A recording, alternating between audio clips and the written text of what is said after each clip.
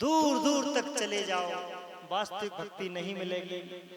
जो वहां पर बैठे रहते हैं बांके बिहारी जी के द्वार पर और द्वारकाधीश के द्वार पर और राजा राम राजा ओरछा जो ओरछा है अपना उसके द्वार पर और अयोध्या में द्वार पर जो बैठे रहते हैं ना, वो दीन दरिद्र होते हैं। तो कहने का मेरा मतलब यह था कि उनको हम एक एक सिक्का खुला करवाते हैं और मंदिरों में लाख लाख रुपए दान करते हैं। तो इस कथा के माध्यम से जो चैनल पे कथा चल रही है, मैं सबसे निवेदन करना चाहूं कि भैया अगर आपको दान करना है, कुछ सहयोग करना है, तो इन दीन दरिद्रों का ध्यान करें। वो भूखे होते हैं। पता है एक बात और मैंने सुनी है, वो झूठी हो या सत्य हो आप अपने दिमाग में गणना कर लेना। मैंने सुना है कि इनका भी ठेका होवे। बहुत सारे 10-10, 20-20 असहाय लोगों को लोग इकट्ठा कर लेते हैं, लेन में बिठाल देते हैं और दिन भर जो चंदा जुड़ता है, जो 1 रुपया 2 रुपया 10 रुपए कोई समझदार ही दे देता होगा, नहीं कौन 10 रुपए उनको देने वाला है। वो चंदा जुड़ता है, वो जो है इकट्ठा होता है, जो उसका जो दलाल होता है, उसका जो मालिक होता है, वो पूरा ले लेता है, उनको भोजन भर करा देता है किसी भंडारे में। ऐसा भी धंधा मैंने देखा है, सुना है। हमें इन विषयों को समझना होगा। जब सुखदेव जी महाराज जी ने बड़ी सुंदर बात बताई, इस सुंदर बात को सुन करके और सुखदेव जी महाराज जी के हृदय में बड़ी शांति भई और परीक्षित महाराज जी के हृदय में उल्लास बढ़ गया, रोमावली खड़ी हो गई। तो उन्होंने कुछ प्रश्न करे हैं। किनसे? सुखदेव जी महाराज जी से।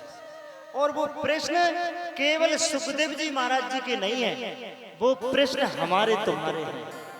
इनको आप चौपाई के माध्यम से सुनेंगे। वो प्रश्न कौन है?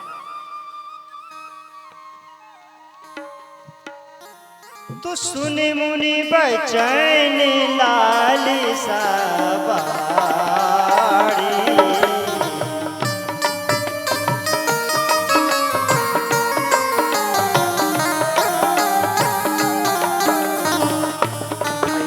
पुतने रोमा परिधारी,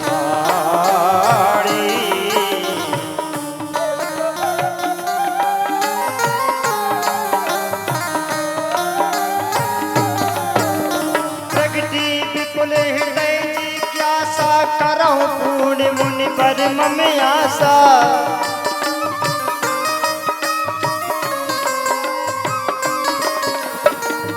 सृष्टि सृजन पालन संहारन, कही वेद कवन करत कहु कारण।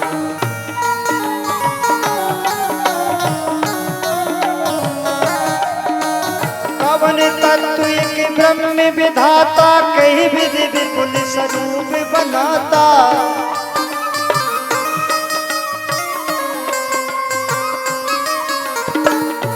तू कहे सृष्टि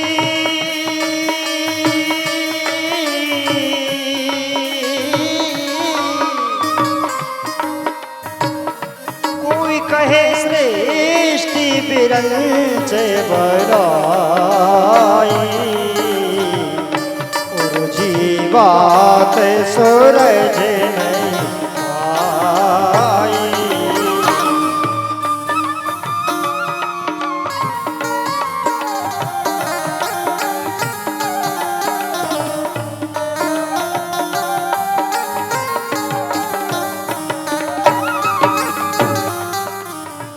हे राजन, सुखदेव जी महाराज जी बड़े प्रसन्न भये। परीक्षित महाराज पूछने लगे, मुनिवर मेरे कुछ प्रश्न हैं और जो मेरे प्रश्न हैं वो सारे संसार के प्रश्न हैं। पहला प्रश्न किया, सृष्टि सृजन पालन संहारन कही विधि कवन करत कहु कारण। इस सृष्टि को कौन रचाता है? अगर हम आपसे पूछे कौन रचाता है, पंडित जी से पूछे कौन रचाता है, तो कहते भाई ब्रह्मा जी रचाते। लेकिन परीक्षित महाराज तो क्या कह रहे? को कई सृष्टि बिरंच रचाई, उरुझी बात सूरज नहीं पाई। यह निश्चित सत्य नहीं है कि ब्रह्मा जी ने सृष्टि रची है। भैया ये सृष्टि बहुत बड़ी है। ये जो पृथ्वी है ना, ये पृथ्वी एक सौर मंडल में एक छोटा सा ग्रह है। ये सौर मंडल है ना, ये सौर मंडल एक आकाश गंगा में एक छोटा सा टुकड़ा है। और आकाश गंगा भी बहुत बड़ी बड़ी आकाश गंगाओं से हमारी जो गैलेक्सी है ना, जिसको मंदाकिनी कहते हैं, अंग्रेजी इसको मिल्की वे कहते हैं, पढ़े लिखे जो लोग हैं वो जानते हैं। ये मिल्की वे गैलेक्सी यानी मंदाकिनी आकाश गंगा में हमारे सूर्य के सहित 9 ग्रह रहते हैं। इनमें पृथ्वी से तीसरा ग्रह है छोटा सा। और इस छोटे से ग्रह में बहुत छोटे से लोग ही इस बात को मानते हैं कि ब्रह्मा जी ने सृष्टि रची है। आप समझ सकते हैं। इसके बाद गैलेक्सी के पार बहुत बड़ा ब्रह्मांड है। मस्तिष्क फट जाएगा, इतना बड़ा ब्रह्मांड है, उसकी गणना करने लगे थे। को कहे सृष्टि विरंच बनाई, उरुझी बात सूरज नहीं पाई। भगवान मोको बताओ इस सृष्टि की रचना कैसे भई? कवनु नियति गुण कर्म विधाना, निश्चित फल प्रभाव नहीं जाना। स्वर्ग नरक गति लोक कहानी, कहो यथार्थ पथ भटक्यो प्राणी। स्वर्ग नरक होता कि नहीं होता, हमें बताओ। ध्यान रखना, ये परीक्षित महाराज के प्रश्न हैं। स्वर्ग होता कि नहीं होता, नरक होता कि नहीं होता, होता तो कहाँ होता, कितना लंबा चौड़ा होता, किसका सिस्टम क्या है, पूरा विवरण हमें बताओ। जन्म पाए पुण्य जन्म के भिन्न भिन्न कही जौन, सूक्ष्म कर्म फल की गति सुगणत लगावत कौन। इस संसार में कहते हैं भैया 84 लाख योनियां हैं। लेकिन इन 84 लाख योनियों में किसको कौन सा जन्म देना है, किसको कौन सी योनि में फिट करना है, इसका गणित कौन लगाता है? ये बंधु हमारा भी प्रश्न है, हम भी पूछ सकते हैं कि ये बताओ, कुत्ता बिल्ली हाथी घोड़ा हिरण जितने भी संसार में जीव जंतु हैं, ये भैया जलचर हैं, कछु नवचर हैं, कछु पृथ्वी के अंदर से पैदा होवे, कछु गर्भ से आवे, कछु जेर अंडे से आवे, कछु तो भैया मैं शरीर ही में पैदा हो जावे। जरायु पिंडज उद्भज स्थावर, ये 4 प्रकार की सृष्टि होती है। स्थावर जो पेड़ निकलते हैं धरती से, उनको स्थावर कहते हैं। जरायु माने हम तुम जो जेर में बन के आते, अंडज माने जो अंडा से पैदा होते, उद्भज जो हमारे शरीर से ही पसीने से पैदा हो जाते हैं। उनका नाम बताऊं कि जानते? हाँ। तो ये 4 प्रकार की जो सृष्टि है, 4 प्रकार की सृष्टि 84,000 भागों में बांटी गई, 84 लाख भाग में बांटी गई। ये किसने रची?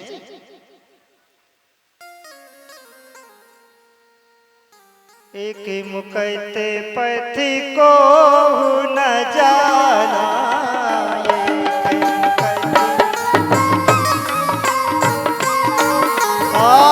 एक मुकैते पथि को न जाना,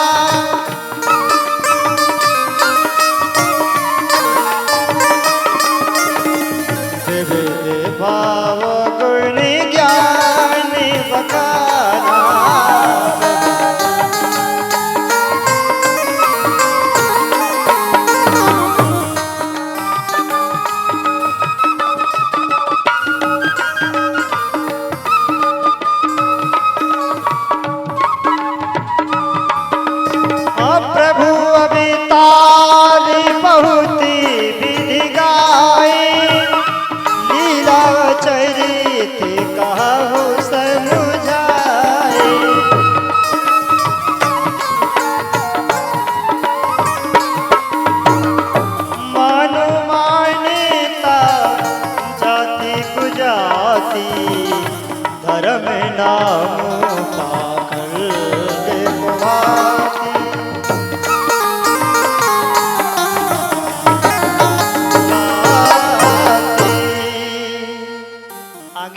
प्रश्न हैं उन पे बंधु विचार करना।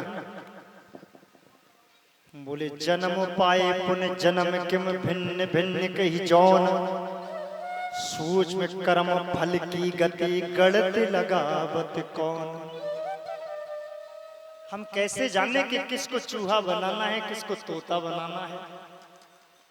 इसकी डायरी कहां पर लिख रही है। किसी ने कहा दोनों कंधों पर दो लोग बैठे रहते वो गणत लगाते रहते तब जन्म मिलता।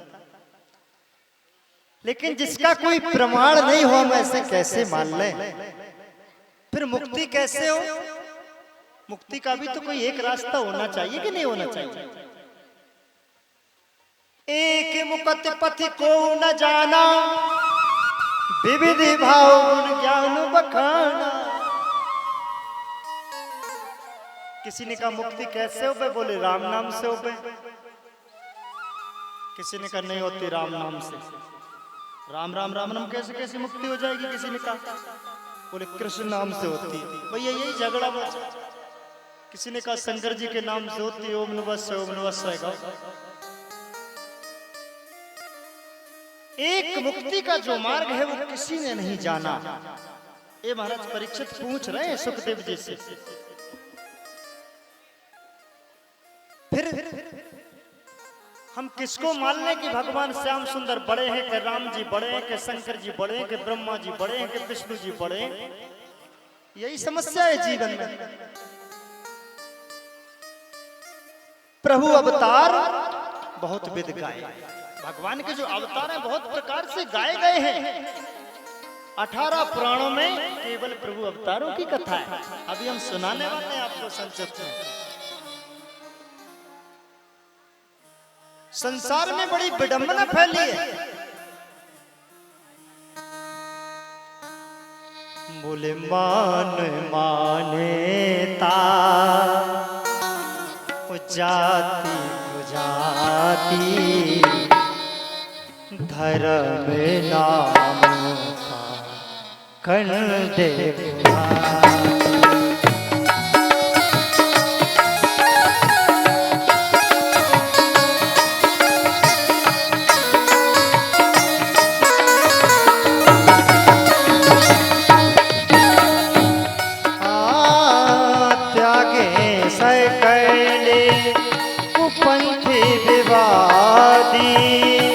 मानव हुए मानवतावादी।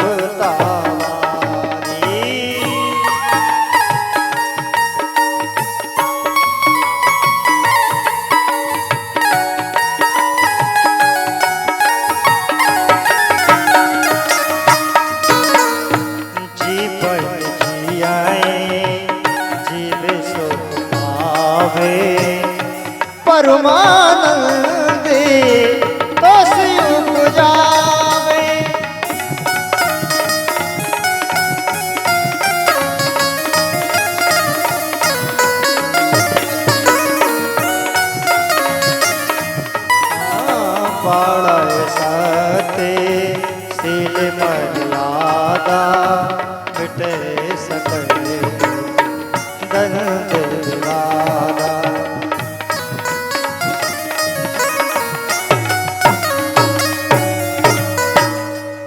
संसार कई भागों में वितरित हो गया।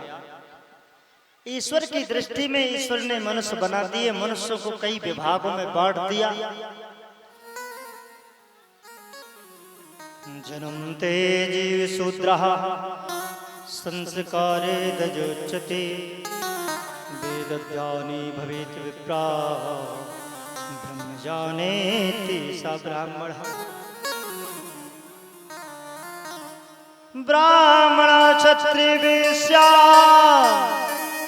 शूद्रां च परं तपः, कर्माणि विवेक्तानि स्वप्रभावे गुणे।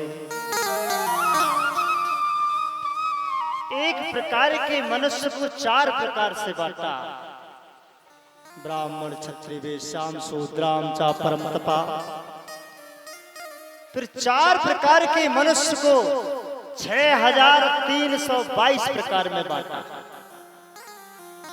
बंधु में निवेदन करूं, गुणों के आधार पर गीता में मनुष्य को 4 प्रकार से बांटा गया है।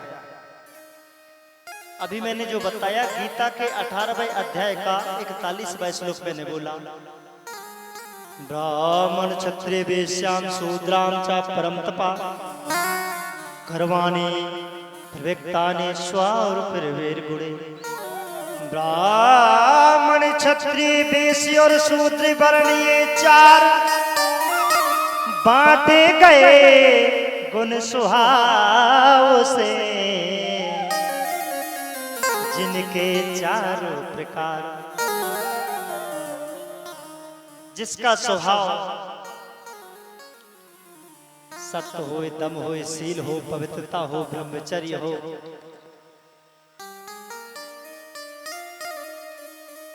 वह व्यक्ति ब्राह्मण हो सकता है। जिसमें तेज हो, वीरता हो, क्षत्रियपन हो, वो क्षत्रिय हो सकता है। जिसमें सेवा का भाव हो, कृषि वाणिज्य इत्यादि की व्यवस्था हो, वो वैश्य हो सकता है। और जो कछुई न जाने, वो केवल दूसरों की सेवा कर सके, वो शूद्र हो सकता है। लेकिन अगर जो सब कछु जाने, सब कछु जाने, वेद वेदांत में भी जाने, इंग्लिश में भी जाने, संस्कृत में भी जाने, अच्छे भले में भी जाने, तो भैया भाई सम्मान मिलने चाहिए कि नहीं मिलने चाहिए? तो बहुत सारी बातें, समय नहीं है इस विषय पे मैं कभी बोलूंगा। महाराज परीक्षित ने कहा, मान मानता जाति को जाति, पाखंड रूप भयो कई भांति। ये सारे संसार में नाना प्रकार की जाति में बांट दिया है। सुखदेव जी महाराज, है मुनिराज, मैं जानना चाहूं कि वास्तविक मानवता का धर्म क्या होना चाहिए।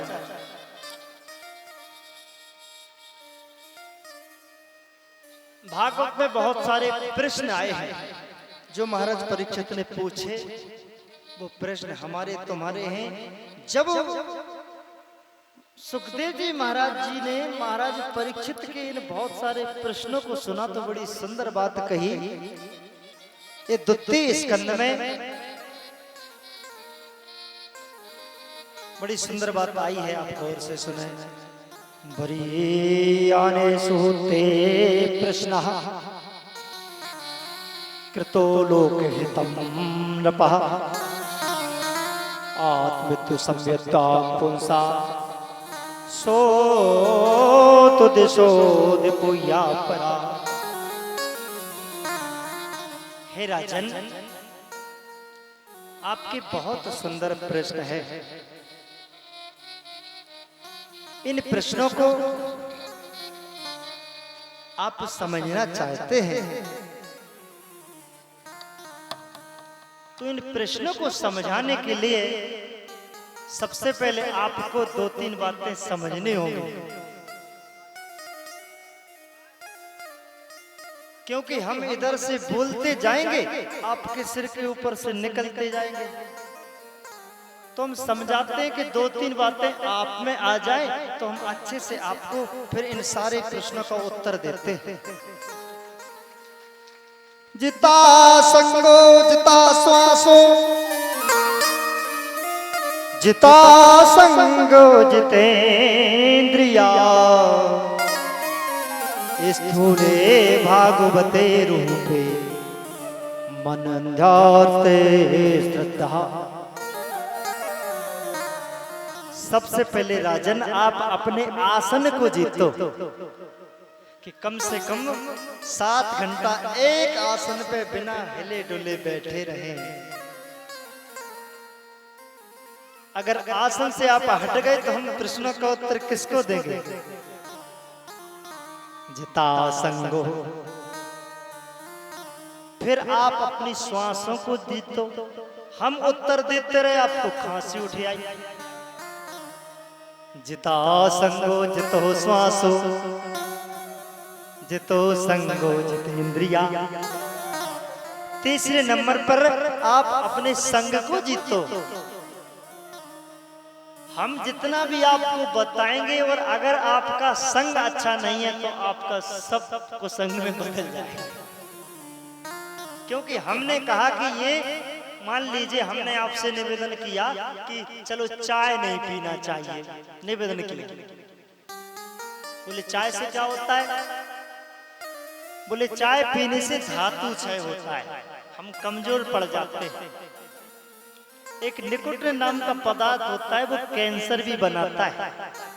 हमने तो कही सो तुमने हमारी बात मान ली, लेकिन संग में बैठे आपके भाई साहब उन्होंने बताया अरे किन बातों में क्या रखा भैया, चाय तो बहुत सुंदर बात है, अगर ऐसी बात होती तो सारा संसार क्यों पी रहा है।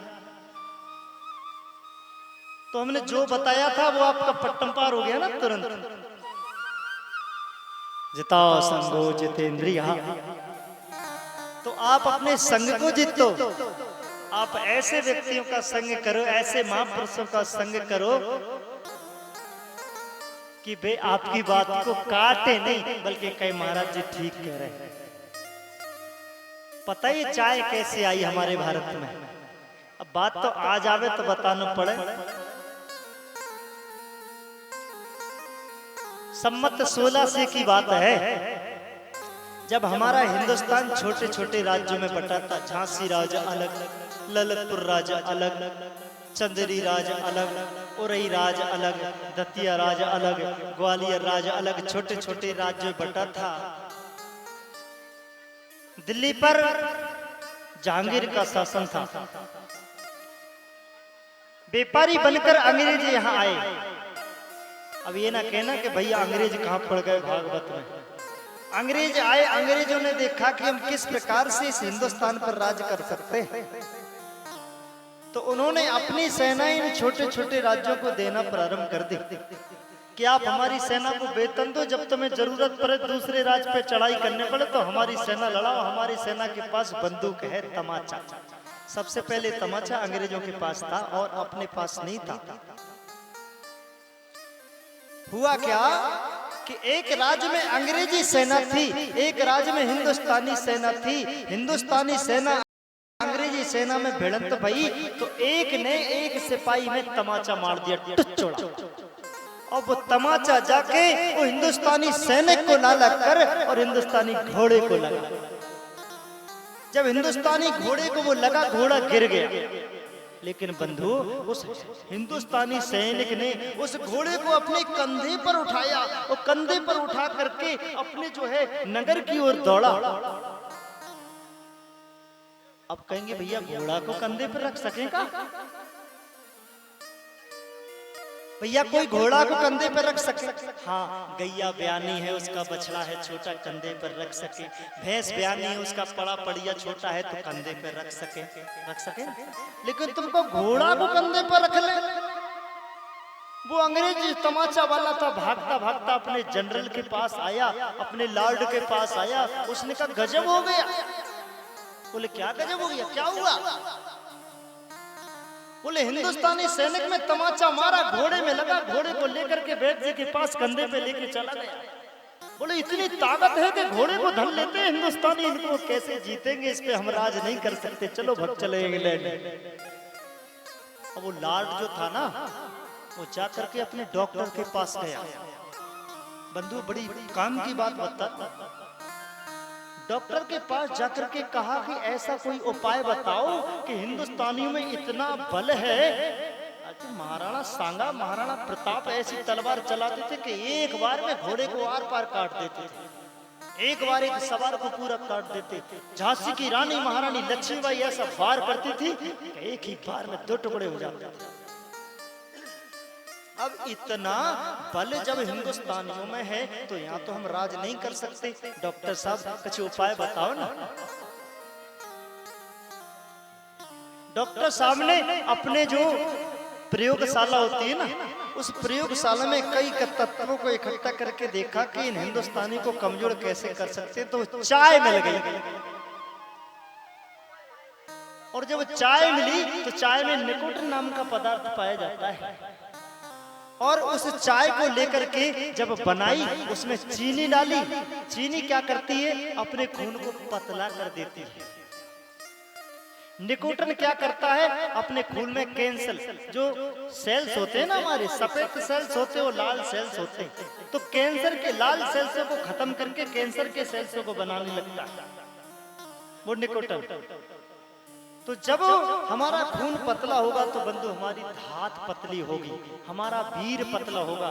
जब हमारा वीर पतला होगा तो हम नपुंसक हो जाएंगे, हम कमजोर हो जाएंगे, और जब हम कमजोर हो जाएंगे तो घोड़े को कंधे पर नहीं रख सकेंगे। मैंने देखा स्वयं, हमारे पिताजी एक जो रहट होता है ना, रहट लोहे का, उसको कंधे पर रखकर ले जाते थे और कुगा पे छोड़ के आते थे, हम उसको एक तरफ से नहीं उठा पाते, इतने ताकतवर थे हमारे पिताजी। और हमारे पिताजी नहीं, हमारे गांव में बहुत से ऐसे लोग, हमारे बनारस में तो ऐसे ऐसे ताकतवर लोग रहे। बंधु वो चाय आई, जिस दिन से चाय आई हम कमजोर हो गए, बंदरा जैसे हमें मोह हो गए। सवेरे उठेंगे ना दातुन ना मंजन, चाय लाओ, ऐसे लब के चाय पे कि चाय ने पूरे देश को बेच के रखा। चाय वाले चाय वाले चाय वाले, जय श्री राधे। तो निवेदन में करूं कि अगर हमारा संग सही नहीं है, जित संगो जितेंद्रिया, पांचवी बात पर हमको जितेंद्री होना चाहिए। अब जितेंद्री तो हम ऐन हो जाए चाहे तो हमको जितेंद्री रहने ना दे। जितासनो जितो श्वासा जिते संगो जितेंद्रिया, स्थूले भागवते रूपे मन स्वादरतो दता। बले भक्तरोक्तम मते क्रमान येना श्रोता कर्णपुटे नरस्यः, जिव्यासते अधुरनं चैवं सूतं न चोपम गायन्ते स्वर्गाय गाथा।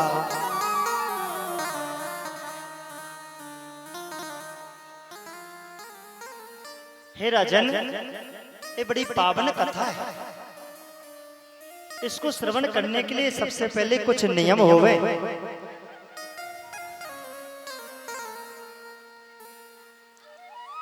उस नियम में क्या है?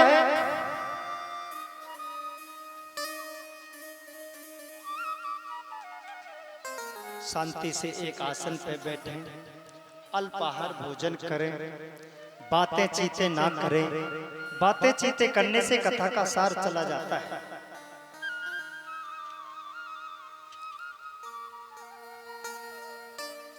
जब महाराज परीक्षित ने कहा, देव हे मुनिराज, आप हमें हमारे प्रश्नों का उत्तर दो, हम आपकी कथा प्रेम से सुनेंगे।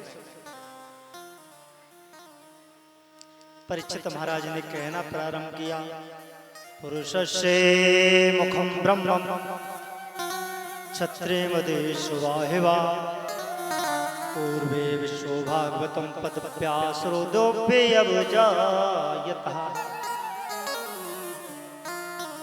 हे राजन, आपने पूछा कि सृष्टि की रचना कैसे हुई, तो संक्षेप बताऊं, ब्रह्मा जी ने सृष्टि की रचना करी। इस शास्त्रों के अनुसार बता रहा हूं मैं, विज्ञान के अनुसार नहीं बता रहा। विज्ञान के अनुसार तो बिग बैंग सिद्धांत से सृष्टि की रचना होगा। विराट पुरुष की उत्पत्ति होती है, विराट पुरुष के मुख से ब्राह्मणों की उत्पत्ति होती है, बाहु से क्षत्रिय की उत्पत्ति होती है, उदर भाग से वैश्य की उत्पत्ति होती है, चरणों से शूद्र की उत्पत्ति होती है। भूलोके कल्पतम पदप्या भवलोके नाविता, दृढ़ासुलोके उर्सा महर्लोके महाजना। बोले उस विराट पुरुष का, बोले जो सिर है ना, बोले आकाश लोक तक जाता है, और बोले जो कमर है बोले भूलोक है, और नाभि भूलोक है, हृदय में सुरलोक है, और वक्त स्थल माने महिलोक है। ऐसी कल्पना की गई है।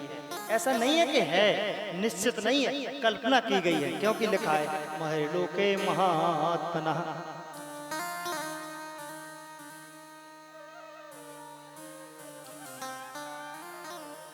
आज सृजत भूतानि भूतात्मा यदनुग्रहात् यद्वगेमेनं तद्रूपं नामं पद समुद्भवा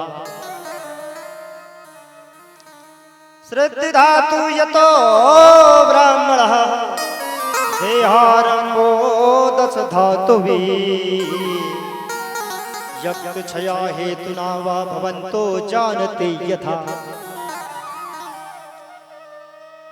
परीक्षित महाराज ने प्रश्न किया है, प्रभु विराट पुरुष तो ठीक है, लेकिन हम ये पूछना चाहें कि जीविका जो पंचभूतों से जो शरीर बना है ना, चित जल पावक गगन समीरा पंच रचत यह नवल शरीरा, तो ये जीव पंचभूतों से इसका संबंध है जीविका की नहीं?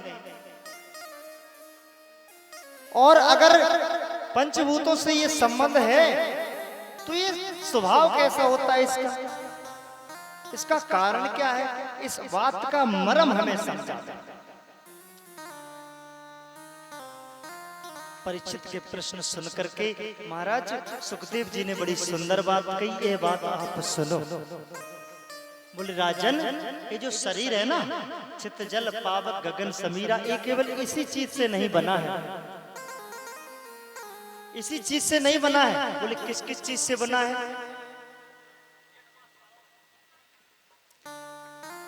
बोले इसमें 5 जो है तत्व रहे, 10 इंद्री रहे, 5 तंत्र मात्राएं रहे, ध्यान रखना, और मन बुद्धि चित्त अहंकार और आत्मा और प्रकृति, ये सब मिलकर 25 तत्व हो गए।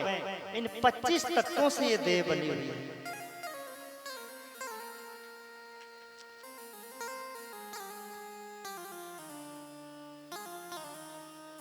इस प्रकार का जब ज्ञान सुखदेव जी महाराज जी ने महाराज परीक्षित को दिया, परीक्षित ने पूछा, भगवान ये परम भागवत जो कथा है वो आपको किस प्रकार से प्राप्त हुई और उसको कहां से किसने बनाया? तो सुखदेव जी ने बताया कि ये परीक्षित जी, ये कथा मुझे अपने पिता व्यास जी से प्राप्त हुई। और बोले व्यास जी को ये कथा कहां से प्राप्त हुई? भाई प्रश्न तो है। बोले एक बार मेरे पिताजी ने 6, 7, 18 पुराण यानी 17 पुराण, गीता, महाभारत, रामायण सब कछु रच दिए, लेकिन मन में संतोष ना भयो। जब मन में संतोष ना भयो तो बड़े उदास रहे व्यास जी। एक बार नारद जी पधारे। नारद जी ने पूछा, महाराज आप तो बड़े दुखी हैं, इसका क्या कारण है? व्यास जी ने बताया कि नारद, मैंने इतने पुराण लिखे, वेद लिखे, उपनिषद लिखे, ब्राह्मण ग्रंथ लिखे, मीमांसाएं लिखी, स्मृतियां लिखी, लेकिन मेरे मन में संतोष नहीं है।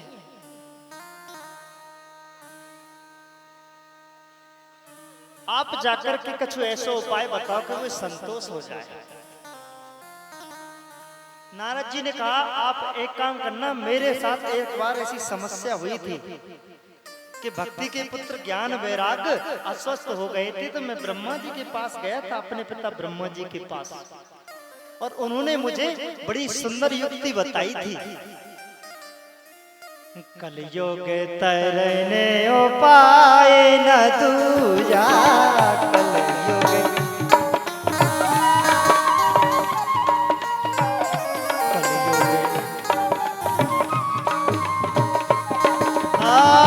कलयुग तरने उपाय न दूजा, कृष्ण भगति और गुरु पद पूजा।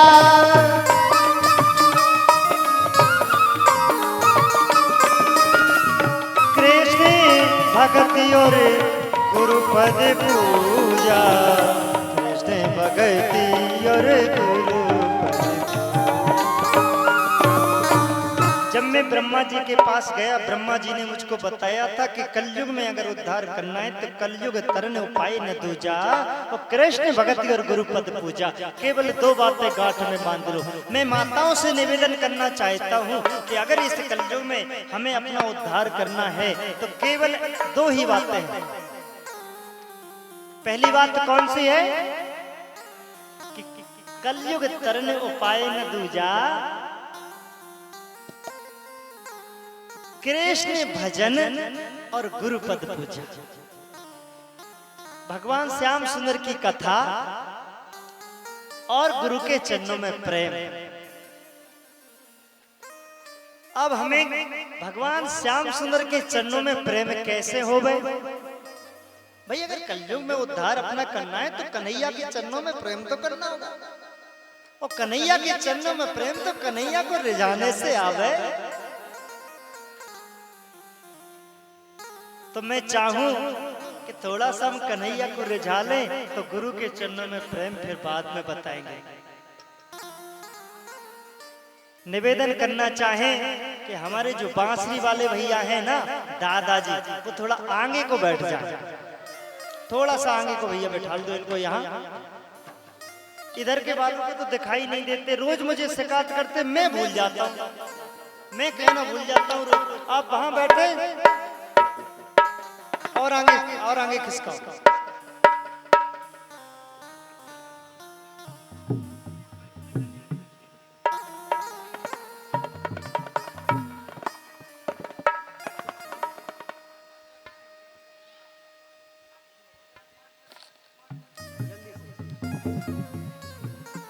हमारे कैलाश दादा के मुखारबिंद से एक छोटा सा भजन कन्हैया के लिए।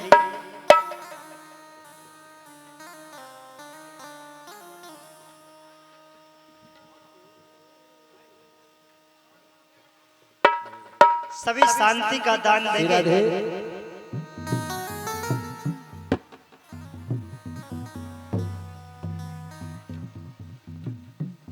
हाँ, ये तो महापुरुष हो गए। इस धरती पर जो गंधर्व हो गए वो इसी रूप में मिले। हाँ। देखो बीच बीच में इनकी वायलिन बजे, बीच बीच में इनकी बांसुरी बजे, और फिर देखो अब तड़का झड़का। हाँ, श्री राधे।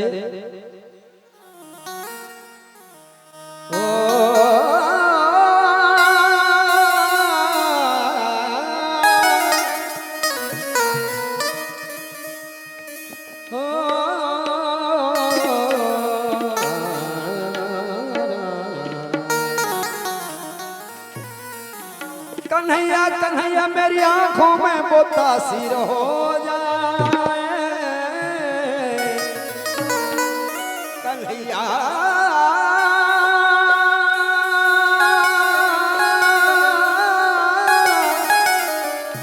कन्हैया मेरी आंखों में बोतासीर हो जाए। नजर जिस चीज पे डालूं कन्हैया तेरी तस्वीर नजर आए। नजर जिस चीज पे डालूं तेरी तस्वीर नजर आए। क्योंकि गोकुल की हर गली में, गोकुल की हर गली में, ओ मथुरा की हर गली में, गोकुल की हर गली में, ओ मथुरा की हर गली में, कान्हा को कान्हा को कान्हा को ढूंढता हूँ दुनिया की हर गली में, कान्हा को ढूंढता हूँ दुनिया की हर गली में। अरे गोकुल की हर गली में, मथुरा की हर गली में, गोकुल की हर गली में है, मथुरा की हर गली में, कान्हा को ढूंढता हूँ दुनिया की हर गली में,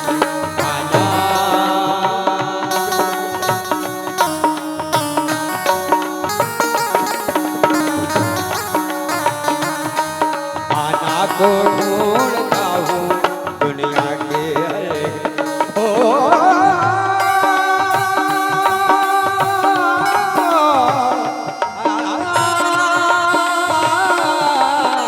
गोकुल गया तो सोचा माखन चुराता होगा, गोकुल गया तो सोचा, गोकुल गया तो सोचा माखन चुराता होगा।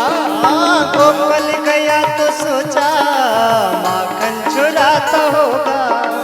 गोकुल गया तो सोचा माखन चुराता होगा। अरे गोकुल गया तो सोचा माखन चुराता होगा, या फिर कदम के नीचे बंसी बजाता होगा। गोकुल गया तो सोचा माखन चुराता होगा। गोकुल गया तो सोचा माखन चुराता होगा, या फिर कदम के नीचे बंसी बजाता होगा। या फिर कदम के नीचे, या फिर कदम के नीचे बंसी बजाता होगा। भक्तों की हर गली में ओ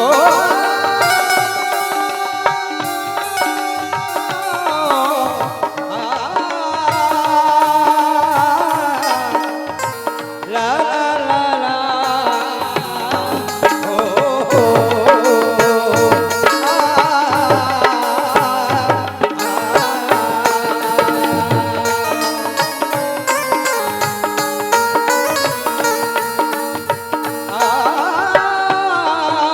या फिर किसी बहन की साड़ी बढ़ाता होगा। या फिर किसी बहन की साड़ी बढ़ाता होगा। या फिर किसी बहन की साड़ी बढ़ाता होगा।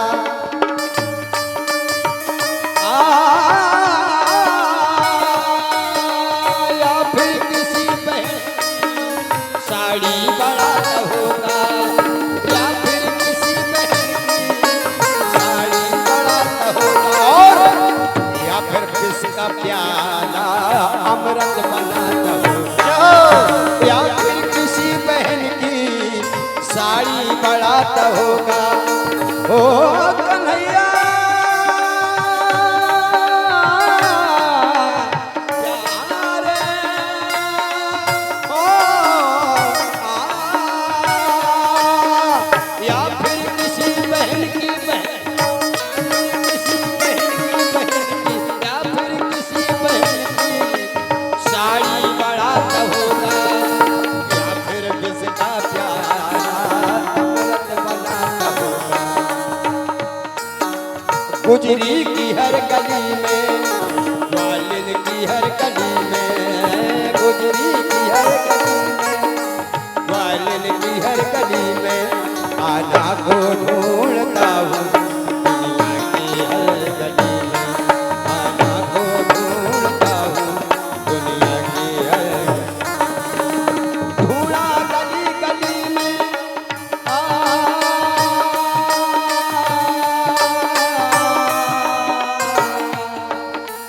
ढूंढा गली गली में, गली ढूंढा गली गली में, गली में ढूंढा गली गली में, पूछा गली गली में, ढूंढा गली गली में, पूछा गली गली में। और ढूंढा गली गली में, पूछा गली गली में। ढूंढा गली गली में, पूछा गली गली में, ढूंढा गली गली में, पूछा गली गली में। मुझको मिला कन्हैया दिल वालों की गली में। मुझको मिला कन्हैया दिल वालों की गली में। ढूंढा गली गली में, गली में ढूंढा गली गली गली में, ढूंढा गली गली में, पूछा गली गली में। मुझको मिला कन्हैया दिल वालों की गली में। मुझको मिला कन्हैया बनवारी की लगाने, बनवारी की